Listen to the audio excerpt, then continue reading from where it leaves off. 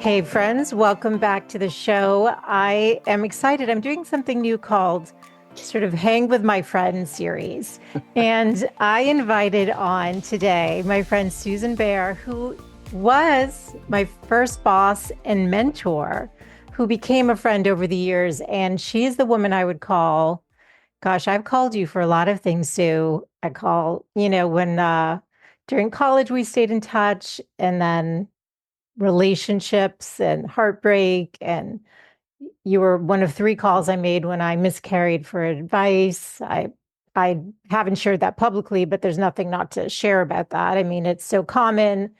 And thankfully I didn't have much of an issue in that department afterwards, but it's very common. But you were one of the women I was like, who's going to help ground me and give me advice that's in my highest good? And so I'm so happy you're here today. And today we're going to talk about empty nesting and sending your kids off to school. And I thought, who better to talk to than Sue Bear?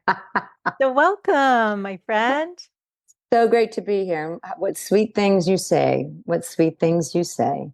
Oh, I can't even tell you how much I just love you. And I'm so grateful you've been in my life. And actually, why are you in my life? What made you take interest in me? I'm thinking back then, I was 18 when I interned that summer before college. Yeah. We had a lot in common. You did things that I always wanted to do, like you went and did archaeological digs. When was that at Harvard? Did you do that? Uh-huh.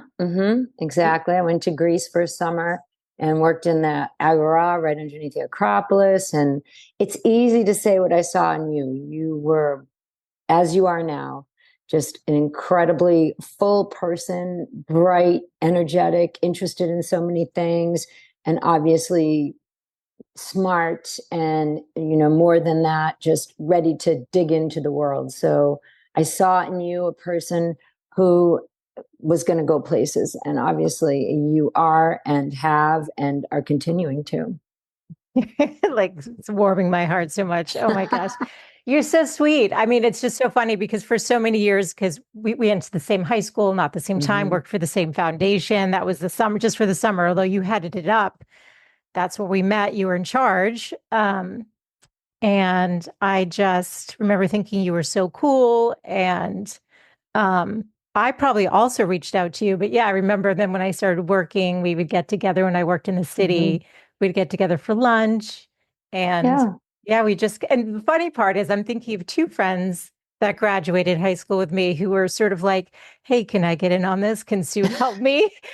You know who I'm talking about, who, I still, do. yes, who were, and you Yes. were like, yes, let me support these young women growing. You're not that much Yeah. older. So just to be clear, but, enough of a distance where you've lived Enough. it before Yeah. we have. So thank you for doing this. This is fun because, like I said, this is sort of a new experiment I'm doing. And it's like people can hear kind of a conversation I'd be calling you to have anyway. Yeah. Exactly. Exactly. I mean, it's an honor for me. And, I watch you with such pride and excitement, and have learned so much myself from your podcast, and encourage anyone who hasn't been listening. There's so many topics that are really applicable to all of us. And, I just find it fun, warming, and also, some serious topics that it's really hard to get information on that you've covered. So, like, just anything I can do to be part of anything that you're doing is joy. Oh, that's really sweet. It's really sweet. And yes, and you've always just said, keep going. Like I sent you the Yeah, draft of my book 10 years ago, and yeah, you're like, you're onto something here. Keep going. I just remember yeah. I probably still have the text you sent me because I was like, Oh, Sue said, keep going. I'm going to keep going. So, so thank you for all of that. Um, what makes an expert? To me, it's somebody who's lived something and has the experiences to share. Um, and so many of my friends now are dealing with being either sending that first kid off to college and getting that first taste of, oh gosh, this is what's going to be like when all the kids are out of the house and I'm going to be an empty nester, or they are already entering that phase or in it. And the women listening, it's going to be arranged. Some have younger kids, and this is probably not on their radar. I've got a few years, but it goes fast, as you know. it goes so fast. I mean, that's the one thing that everybody says, and you don't quite believe it when you're in the thick of it, because it just feels you're so full on, whether it's, you're driving kids around, or you're picking up from buses, or you're working full time and you're running, racing to get to the school play, or, there's the question of homework or somebody's sick. I mean, there's so many things that fill your life that you don't even think about. And, when you prepare that first kid to go off to college, it's kind of it's a big rite of passage. And I have seen such a range of how people have dealt with it. I mean, that's the kind of incredible, there are some people who I swear they're crying the entire, like for months on end, they're crying. I was not one of those, but and I shared with you in an earlier conversation, in some ways, my son, who is my eldest, had an incredibly, this idea that he was super independent and didn't need us anymore senior year of high school, which meant that, he was carousing. He was probably some of the time not making the best decisions. And and he was going to school in California. We're on the East Coast. He went to California. And I thought, people were like, oh, you must be so sad. He's going so far away. And all I could say was, I cannot wait to see the back of him. I need my sleep. I was so tired of staying up and waiting and worrying. And I thought, well, at least if he's at college, he's not going to be at my house. I'm not going to have to worry that he's home or he's not home. So that, that was a much funnier, I wasn't crying. And, I really, honestly, I didn't really even miss him for a while. I was just so happy to sort of have my ground back under my feet. But all that to say, when he did come home his first time freshman year, he told me that he was so thankful that he had done all of his, carousing, so to speak, when he was in high school, because he said, Mom, a lot of kids do that when they're at school and they don't have their parents here. So in a way, I was grateful that he could see that. I was grateful that we were home for him, and proud of him for, kind of being able to process that, see that so early on in his college life, Yeah, it's interesting. I just interviewed a professor and a human behaviorist. He's written a book on productive failure. And he said, you want to set up these situations within like a safe dynamic where we can give our kids the opportunity to fail and to kind of stretch the boundaries for learning and for growth. And so it's sort of interesting that he had that awareness, because it's true. I think a lot of kids go off to college and it's their first sort of sense of, I don't know, freedom, whatever the word would be. And yeah, would you use the word freedom? What word would you use? It's kind of like freedom, and it's also nobody's watching. So it's almost sort of like this idea that, they have RAs. I mean, I think actually since we've been at college, they have a lot more supervision in place than I feel like we ever had. We had some, but not as much. So, and I think there's so much more liability. There's so much more focus and attention, and perhaps there's a different, they have different calibrations of what kids get into. But I would just definitely say that sense of it is freedom. And it's also like this idea that, wow, I don't have a curfew. Nobody's paying attention if I'm coming home or not. It's a really different reality. So I don't know exactly how to describe it, but I feel like it's something like that. Like it's just that nobody's watching. Yes. And he was doing it when somebody was. No, right. And you thank goodness. You and your husband. And thank goodness. Yeah. So that's what I mean. That's sort of the safe space. And he knew there was a safe space where you were letting him be, even if it was exhausting you at the time. Right. And another takeaway I'm hearing too is that it depends on you, the situation. If you're sending, a kid that maybe your daughter off to school that you do everything with, you know what I mean? There might be like different layers, and you've got 2 kids. So actually I should ask you that.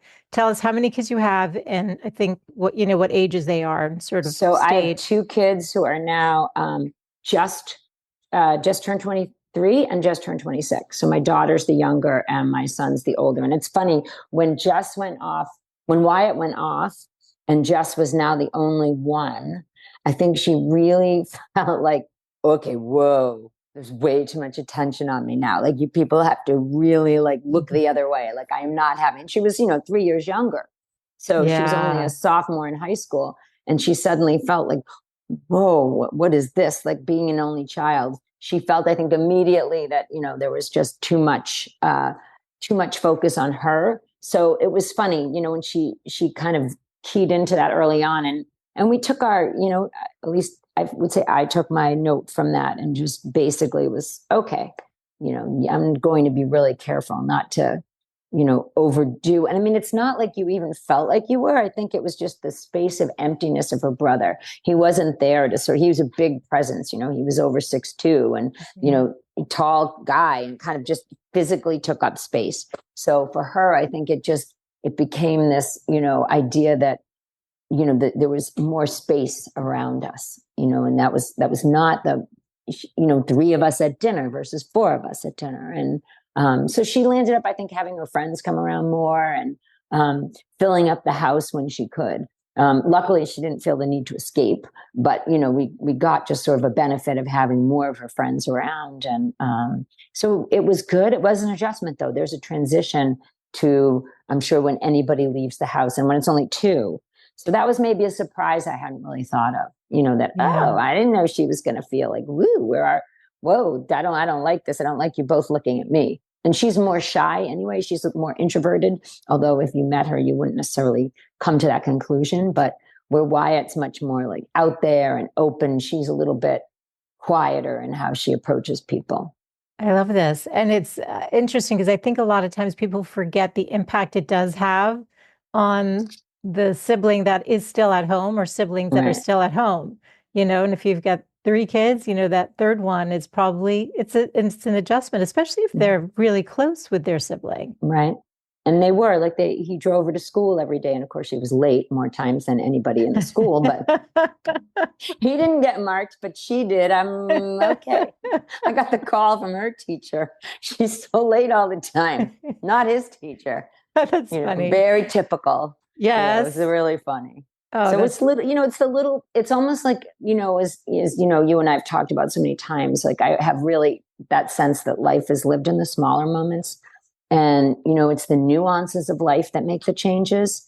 And that's what was so palpable about Wyatt leaving and Jesse staying was there's just this sense of, the spaces in between that you wouldn't necessarily even describe. But, it was just that much quieter and, empty, like an empty feeling. And not necessarily negatively either, but just, it could not go unnoticed. It could not go unnoticed. Yeah.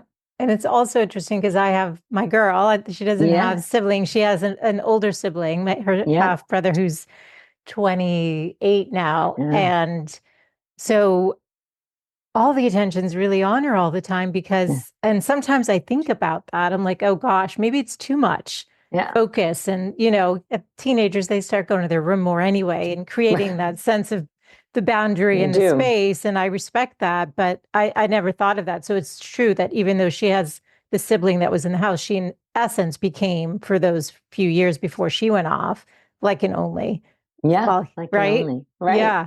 Which is interesting. There's nothing wrong with having the only child. No. But, and I think there are times that you love it, right? Yes. That you are, and you just, it's sometimes a nice position to be in. So I definitely don't think it was all bad. And, but it was, I think we had to learn to give her, almost like if you think about buffers and a little more space, we had to be more conscious of allowing her a little more breathing room. I think early on I figured out, from all those different readings and listening to people, how do you get kids to talk? Well, you listen, and also you don't have to expect them to talk on the ride home. Like all those things that if you can learn some of those little tricks, it makes your life a lot better because you're not exasperated. You're just kind of like, oh yeah, okay, you're tired. You're not gonna, want to, talk to me after a full day of school. So Totally. That time for decompression. And we have that because we have a long ride. There's days my daughter wants to talk and there's days she really doesn't. And so respecting that space, I think is key. Was, you know what I'm remembering actually, Sue, I ran into you at the airport. That's right. On my flight. Yes. With Wyatt. Yes. Going back to California. That's so funny. And I was like, I hadn't seen you in a little while, I so that was know. funny. And Yeah. mid-flight, I walked down and Yeah. swapped seats with Wyatt for like Yeah. 20 minutes to That's catch up with right. you. Do you remember that? I was like, Yeah, I my husband, totally remember yeah, that. and daughter is I sitting up was, there. Go. I'm yeah. just remembering that. That's so funny. So was there anything that surprised you about the transition, either positively or negatively? Any like thing that like you're like, oh, I didn't expect this. So when both of them left the house, Yeah. yeah, let's see. I would say that in some ways the positive, like again, I wasn't one of those, because, I work part-time and I'm got all these other interests and, my husband loves to do a lot of things as well. I mean, there was that sense of, that it actually was this great moment of, wow, we can just go out to dinner. Hey, you want to go to a movie? Let's do this. Let's do that. And it was kind of fun not to have the schedule. And on the other part, it was sort of a weird transition to realizing that, whoa, like you suddenly, you didn't have, there's a lot more time in my schedule, despite the fact I worked, that I didn't really realize I was going to miss, like, going to soccer games and, picking up because Jessie didn't want to get her license. So I was often kind of sometimes if she didn't get a ride from friends or take the T, I was picking her up. And so that was really the difference, was this idea of time. You don't realize how structured your time is when you have kids because you've been doing it for at least 18 years. And depending on how many kids you are, you can extrapolate that number. So that was really the unexpected thing, was it was this strange feeling of I had to restructure the way I even thought about time. Even though, as I said, I always had a lot of things going.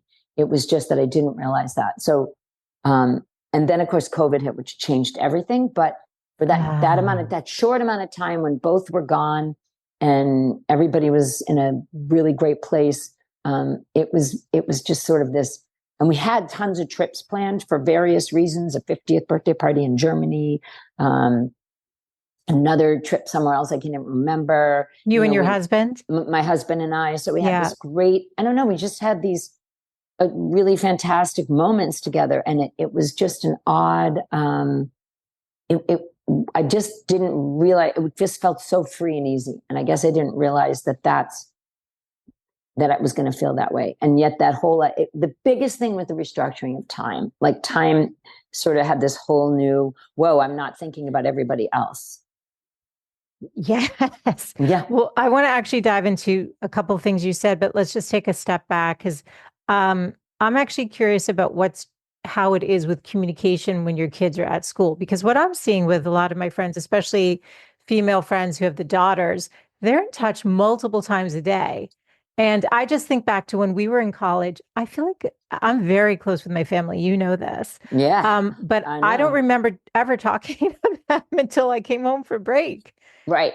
Right. Tell me how it's changed, because I feel like, well, it's so interesting, and I've seen this with different people, how it goes back to who the kid is, right? Because you have texting now, and I would say our kids are not particularly good at keeping in touch with us, or they weren't when they were in college. I mean, texting now and again maybe like was actually the best way to get in touch with them, was texting, but definitely not a lot of phone calls.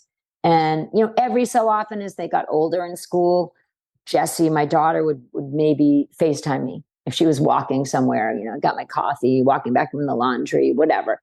But other than that, texting more than talking. And, my son, we would joke. He'd be like, okay, Mom, I'll get back to you. And a month would go by, so I feel like it really depends. But I've seen friends of mine whose kids literally 7 times a day. Yeah. Like calling in the morning, texting in the middle of the day, calling. That was never something that, my kids did. And it was tough sometimes. We kind of were like, hello, because they were both out in California. So right. It was kind of, but also with that time change and everything else, it was hard to connect. And, it was just, my mom always said that one of her friends said to her, don't call them, they'll call you. And just know if you don't hear from them, it's a good thing. And, yes. And I kind of hold that dear, every so often I'd be like, okay, it's just been a little too much time. I just want to make sure they're okay. Right. you know, Little and check-in. a little check-in, but I never expected, I knew some of the friends had a weekly call, some of the, but we just are not that organized in our family to do that. And I think, it's sort of like a need to know basis. It's like, okay, I need you now. Something big came up, like, oh, Jesse's whole girls' apartment didn't pay their bills on time. So there was a big brouhaha. But, it's that kind of thing. It really wasn't much of a day-to-day check-in, which as you said, I didn't expect it because I went to school right in the backyard of my parents, and I didn't at all call them very much. Maybe as you got older and you were a little less feeling like, you just had things to talk about or you were bored, but we didn't have cell phones, remember? Right, So exactly. you had to be somewhere to call them. Yeah. You had to hall actually be phone. physically by a telephone. Yeah. And that was not easy. I can't even remember if we had a phone in our room or whether, I think we probably did, but Probably in the dorm. probably in the Like dorm, a phone right? booth. That's what we had. It was Yeah. like a little phone Yeah. booth, although I barely remember ever using it. No, that's what I'm saying. I Twice. never remember making phone calls. Right. And we Yeah. didn't have the cell phones. Maybe that's why I was wondering. And so I'm also taking away, obviously, and we know it depends on sort of how the family dynamics are. And Right. but Right. also it kind of, and I'm not saying for the kids who call their parents all the time that they're not independent, but it also is, I just know like how you gave your kids wings and so they flew. Right. 100%. And, Yeah. and again, no judgment because every family and every 100%. kid And I'm not saying is those other kids are different. not flying. Right. It's just that, Right. like, and I would imagine I wouldn't be surprised if my daughter and I talked a lot, only because it's just the You two of do. us all the time. Yeah. It's just our dynamic. That's what we Right. do. Like, if she needs to bounce something off, like it's just what we do. So, but it'll be interesting to see. And yeah, I think it's probably just how whatever it's like in the house. So you mentioned the time thing. I know you're great about taking care of your body and Yeah. all of that. So talk to us about what your sort of structure looked like when Jess was still home and why it was off at school, like, when you fit things in and then when you had all that time freedom, because Yeah. you're right, that's what I would call it, time freedom. It's like you were working, you still are working, but Yeah. you and So- Mike works, right? So Right. it's like you had Right. to, yeah. So, for me, I always,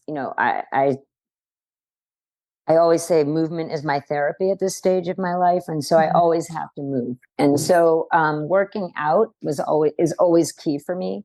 But a lot of times, as I said, I actually ended up having to take Jess to school a lot, but I would either work out before or after and then go to work. So because I consult, I create my time frame a little later. And then it was just sort of the evening time, which because, I grew up like you grew up, dinner was sort of a sacrosanct time, even when we had so many things going on at school and coming home.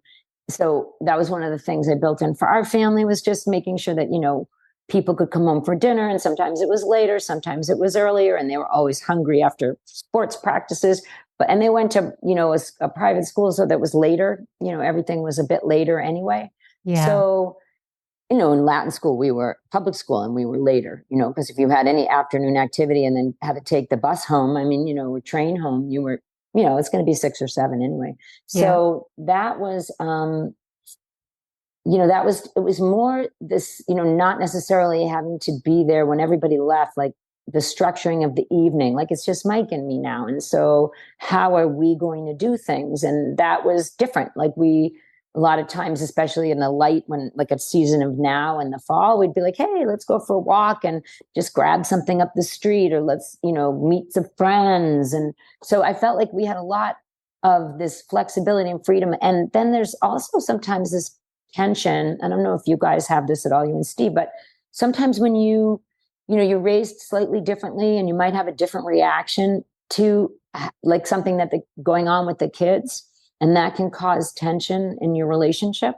And I felt like not having kids home was sort of this time when we were able to rekindle our own, that sort of like a little less stress part of our relationship that we had prior to kids. Which not to say that it was stressful all the time, but it was just sort of like, who's doing this and who's doing that. And, why didn't they do this? And why, and I had more of a sort of a hands off idea about things, even if they weren't going to fail. And Mike had more of a, you got to help them. And also, I mean, in a good way, not in a cloying or helicopter way, but it was just different sometimes. And so that could cause stress for us. And I felt like all that stress kind of disappeared for us because out of sight, out of mind. It's really, I think this is Isn't that really, funny? yeah, no, this makes Yeah. a lot of sense. And I actually wanted to ask you about that because it seems to me so much of our focus just because it's built in. It's like you said, you're taking the kids to school, they got sports stuff, there's all these things happening. And the focus really is on the family unit as a whole. It's on the kids, it's on your pets. It's like literally on Right. everyone, not always on each other. So did you do things as much to cultivate the relationship together when the kids were home, or did it like, was that a conscious thing? Because I would say like that's an easy thing to slide. And any advice, like even in retrospect, looking back, like anything you'd say to people to start like thinking about as you're going to become, the kids are off to school and you are going to become empty nesters. So maybe start thinking about putting in place now.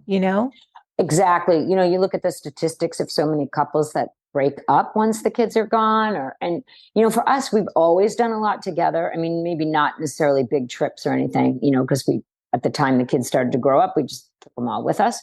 But, we always have good friends. And I think that is probably one of the most important things is having good friends who you can do things with. And, for us, that was really, we were very lucky, even getting married and coming together, we brought with us like friends that we both love. I always say that, you have a lot of good friends when it doesn't matter who you sit next to at dinner, you meet a couple and, so there was no bad seat at the table. And we were very lucky to have that. I like that.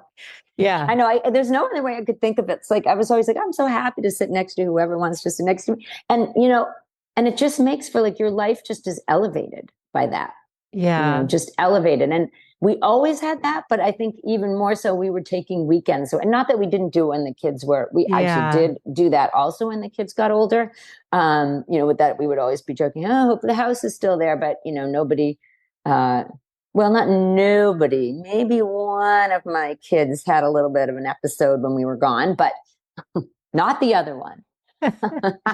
That's another whole podcast. But but anyway, I think that's the most important thing is while you're, even if you're full up in your kids, and I know people have 4 or 5 kids, they always make it a priority to have their own time with their friends. They say that sometimes, and it's great to be out by yourself too, but sometimes the friends help you when you're in the thick of it, help you reflect on, you can see something in the other person that you may not see if you're really mad at them for, not paying a bill or you perceive some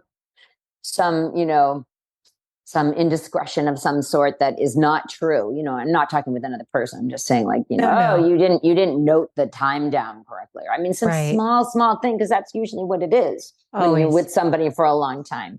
And so, it's just that kind of thing when you have friends who you see, oh, he just made a joke and they're laughing. And that's, I don't know, it gives you this special feeling in your heart. And I think that is really important to cultivate while the kids are still there so that you have something to step off onto, being with your friends and knowing, I think I said this to you once, but, when Wyatt was younger, like in middle school or something, he got, they all go through that phase where they call you by their first name, or many people do, which didn't bother me at all. That's funny. Right? A friend was just telling me that. Yeah. Her son calls her by her first name. I'm like, really? She said all the time. Yeah. So it bothered Mike. It didn't bother me. Like I was like, it's a phase. Like nothing lasts forever. Yeah. Like when they snuggle with you in bed, doesn't last forever. Oh. So, well, they come back sometimes though. But so I said to Wyatt, Wyatt, there's only 2 people in this world who can call me mom, and you're one of them. And so that was it. Like, and again, it was Mike. I don't know. It bothered him. It really didn't bother me. But that was the end of that. He just was like, okay, mom.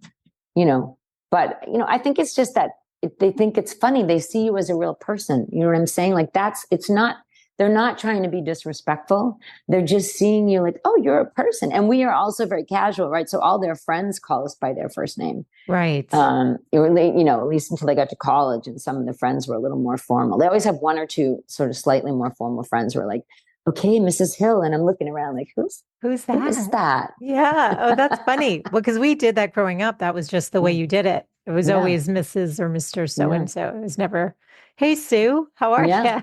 That's so funny. But also, you are so good again with the cultivating of the friends. And I did a whole episode actually with this woman about making friends. And I did a solo cast on it. I'd love your input on that because you really are, this is really something that I think you are so good at cultivating, and you're always, I feel like always in demand, like, which is so funny, but like you've hosted things at your house and the house is always, first of all, it looks beautiful, but it's always full of interesting, cool people. Like you said, there isn't like no bad seat at the table. Like you're just really good at that. Talk to us a little bit about that, how to do that. Are any new people added to the mix, or always? So say more about this. So, my daughter jokes with me and says that I have a kind of a toxic positivity because I'm so positive all the time. That is not necessarily true, but I am the person, like, for instance, right now, I just got a new dryer delivered. It was broken, in some sort of transit. I couldn't get it hooked up right away because, somehow the way that they installed it, way back when, is just through a fixed gas pipe. And that is a no-no because you can't move the machine and you need a flexible hose. So anyway, fast forward, they hook it up today. This is like a week and a half later, and it doesn't work. And then I just get this message from the lady from the, oh, we're going to send somebody out and they can fix it. And I'm like, no. So after I get off of this call, that's going to be my next one. However, as I back off and I say, there's a first world problem. This is super annoying, but this problem is like a dryer. I can go to the laundromat if I have to. It's not really a big deal. But it's that kind of way when you meet people, I'm always trying to find, like, looking at a person, meeting them, and sort of finding that place where you find that sort of, it's almost like an angle of repose. Like, where is that sense of them that might fit with you? And then going from there and sort of like, oh, that's great that you are a podcaster, and I want to hear more about that.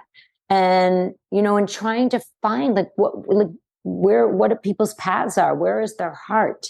I tell my kids in this crazy, crazy time, that you have to lead with love.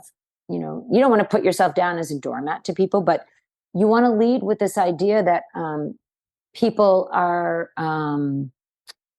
that people are good, and that, you want to find in them, and in a way, people who you may love and cherish may not think the same way you do. And that's not a reason not to find something and find the place where you can, cross with them. So it's looking for that place where you can cross. And the last thing I'll say on the whole friendship piece is that it takes time. That you do have to follow up with people. You do have to think about them. I mean, you don't have to remember every single thing about their lives. Nobody expects that of you. But, it's sort of like trying to remember, to just check in every so often. And I think, and being open and positive when people reach out to you. I think that's, I always say I'm very rich in friends, and I'm interested. I guess that's it. I remember my daughter said to me, "Oh, Mom, you think you're so smart." And and you are smart. Well, but I told her, she actually said, "You think you're the smartest person in the room." And I told her, no. I went to Boston Latin School. You don't understand. You were never the smartest person in the room. But I told her I'm a curious person. Yes. And that may be the big thing. I'm really curious about people, and I'm curious to learn. So that's what I would say. It's mostly that I'm just very curious. It's so interesting because as you're talking, my heart is it's so warming. And I'm also just remembering like sitting in your house, my late 20s, on the couch, and you have just a cool voice and just like this relaxed presence, and you are so genuinely curious. And I think the women listening are going to be like my other two friends from high school. They're going to be like, how can I get a little bit of Sue in my life? I need a little Sue. I need some Sue too. Maybe you should start your own podcast. It could be Dear Yeah. Sue, and you could be friends with that. That you could use your curiosity. Now, look, I'm coming up with a gig. That's what my That's friends would great. I would always love do. it. That's a fun gig. One of my friends said it should be like mom in the morning, but I said, if it's kids, then it has to be mom at night because no kids are getting up as early as I do in the morning. No one's up as early as I Why? What time do you get up? am. Between 5 and 6 in the morning. You do. Do you sleep Mm. well? I do sleep pretty well after menopause. You've done your whole menopause things. Menopause really screws you up your sleep. But Yeah. after menopause, I felt, and a little bit after that, felt like my sleep is pretty good. It does kind of recalibrate. It definitely recalibrates. Yeah. That's a separate conversation. Yeah, that's like, another am I one. going We're on gonna have to have a HRT or little not? Maybe series. we should, maybe this is going to become a spin-off. This could be a spin-off. This is so fun. I love this. It's fun. Well, all right. What didn't I ask? Anything you think we should leave?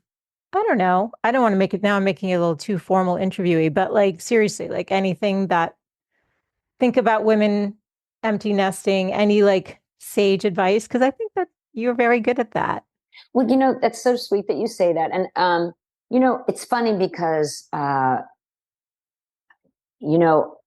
we've talked a lot about it. And I think over the years, I've spent a lot of time reclaiming my voice. I mean, you get married, you have kids, you're still working, and even if you're not working, we fill our lives up. I mean, being a homemaker and, a house manager, a mother, I mean, that is, in and of itself, and it's an undoable job. It's never over. I love those, when they set out those things and they put all the job description down. And it's sort of like, who would want this job? Like, yeah, no one and would it's really free. want. You don't get paid, free. right? Yeah, get paid. Yeah. Who's and it's volunteering for this 24/7. one? Yeah, I've seen that. And that's what it is to be, a mom. And since we're talking about empty nesting and not, people without kids, but it's fascinating how, that you can prioritize yourself. I have a lot of friends who, by virtue of the kinds of jobs they took in life, they had to do that anyway. But, I think for me, because I always had the part-time jobs, after a while, after the kids were sort of in that, middle schoolish age, that, it was always like the pieces of the pie. And I felt like even though I definitely prioritized my workout, or I probably would have been, in the insane asylum, but, the idea that, you're important, your voice is important, what you want is important. And if you feel after everybody goes away, you do feel bereft, that's okay too. Because if you put your heart and soul into it and suddenly you feel like everything that you've done is taken away and you feel, your ground is shifted, allow yourself that time, again. We're all different, and we really want to respect everybody's experiences, and also to know that there's a joy in the other side. There's a joy to finding the things that matter to you. People I know, they've taken up painting again, and they used to paint, or they take voice lessons, or they get a row, row on the Charles. They get into rowing. I mean, or whatever it happens to be, or they're in a group where they're doing papers and doing intense study, even if they're full-time employed, still working full-time. So there's so much, I think, that people just looking at life, taking a breath, and we get one life, right? And that's, to me, that's the thing, is you cannot do it all. That is just bullshit. But oops.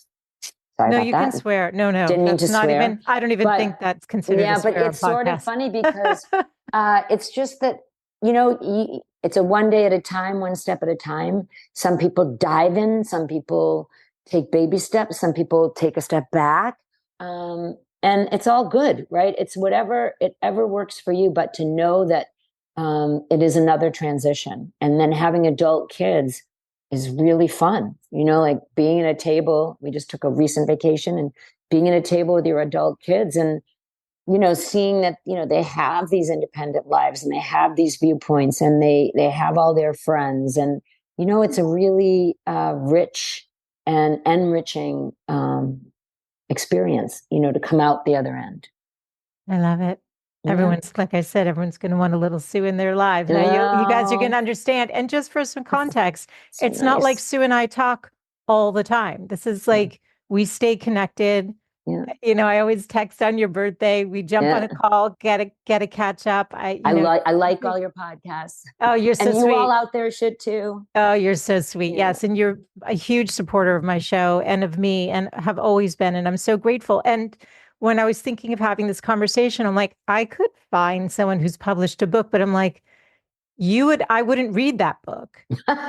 No, I'm not being like, I don't know. I know what you're saying. I know. Like all those like books on how to parent, like those usually gave the worst. I mean, I'm just in my experience, or like I try something and it would always backfire. I'm like, I don't actually need this. I'm going to use my own intuition and kind of go with this.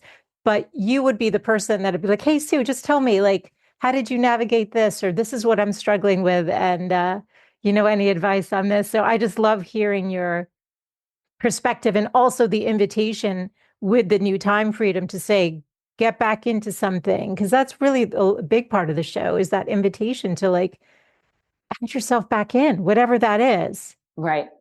It could be meditation. It could be anything. And, the funny thing, one of the things I remember when my kids were really like just being born, and I said we were out to dinner with one of Mike's actually really good friends. And I said, well, what's your best parenting advice? And he said to me, just love them. Mm. And, through all the ups and downs and, no matter who you are, if you have kids, there's something in your life that, a bump somewhere along that road. And I always thought about that, that you just love them, and that you can do. That's within all of and then maybe as you go into that transition, it's loving yourself, right? It's just allowing yourself to be whoever that is and not being so critical.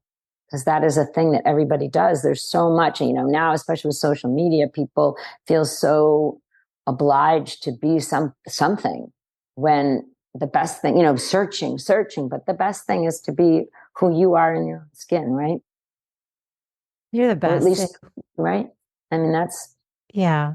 I love this. I love this. It's even better than I hoped. Like, it's just it is. You're so great. And I love you. And I think, and I love you too. And you're such a great mama, and your kids are phenomenal. And I thank you for exploring this. And for those of you who are listening, give some feedback. Like, I'd love to hear, do you like the Friends series?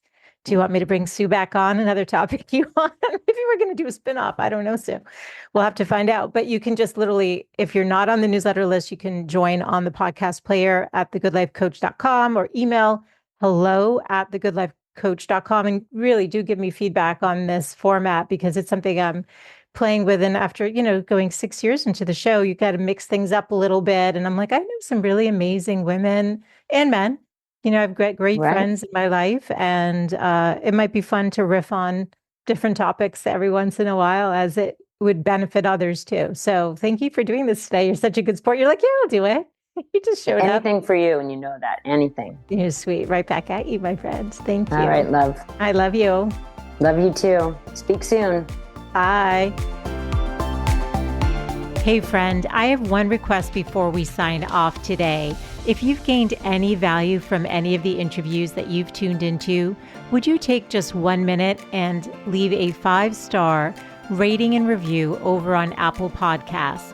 It's actually how more women can find the show, and I want to continue growing a community of women who are loving themselves and living full on. So thank you for all of your support, and I look forward to being back with you next week. Bye for now. This podcast is presented for entertainment and educational purposes only. Any information provided is not intended to be a substitute for medical, mental health, or other professional advice. Seek out your trusted healthcare provider or other qualified professional for all matters dealing with your health and well-being. Any opinions or information provided by a guest are their own and not those of Michelle Lamoureux or the company.